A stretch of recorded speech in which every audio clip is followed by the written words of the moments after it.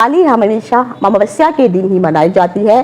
पंचांग में बताए गए तिथियों के अनुसार अगर आप देखेंगे तो इस बार दीपावली का जो पर्व है 31 अक्टूबर के दिन मनाया जाना चाहिए, क्योंकि पंचांग के अनुसार 31 अक्टूबर यानी गुरुवार के दिन जो है अमावस्या तिथि की जो शुरुआत है वो दोपहर के समय हो जा रही है। और दोपहर को इस तिथि की जो शुरुआत है यानी 31/10 को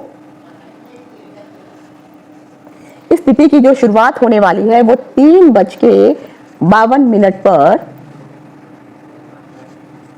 जो है इस तिथि की शुरुआत हो जाएगी। तो क्योंकि सूर्योदय के दिन ये तिथि शुरू नहीं हो रही है, दोपहर के समय जो है यानी शाम के समय के आसपास की इस तिथि की शुरुआत हो रही है। और अमावस्या तिथि का अगर आप समापन देखेंगे तो ये जो तिथि समाप्त हो रही है वो 1 नवंबर को इस तिथि का जो समापन है वो 6:16 पर शाम को यह तिथि जो है समाप्त हो जाएगी।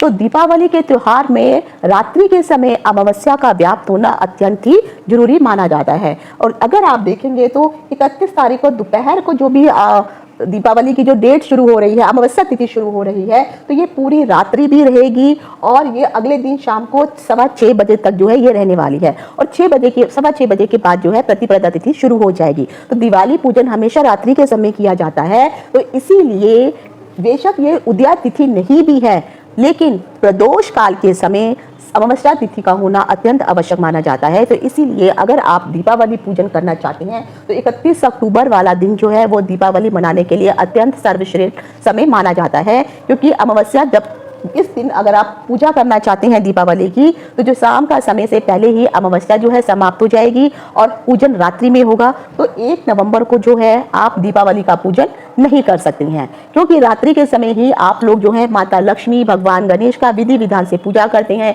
दिवाली के दिन जो है प्रदोष काल के बाद ही जो है लक्ष्मी पूजन किया जाता है। तो इस बार लक्ष्मी पूजन अगर आप करना चाहते हैं, काली पूजन करना चाहते हैं, इवन निशीत काल भी लक्ष्मी पूजन के लिए देखा जाता है। तो निशीत काल भी 31 तारीख को ही रात्रि को आपको पड़ने वाला है। तो मध्य रात्रि में जो निशीत काल की पूजा होती है वह भी 31 अक्टूबर के दिन ही पड़ेगी।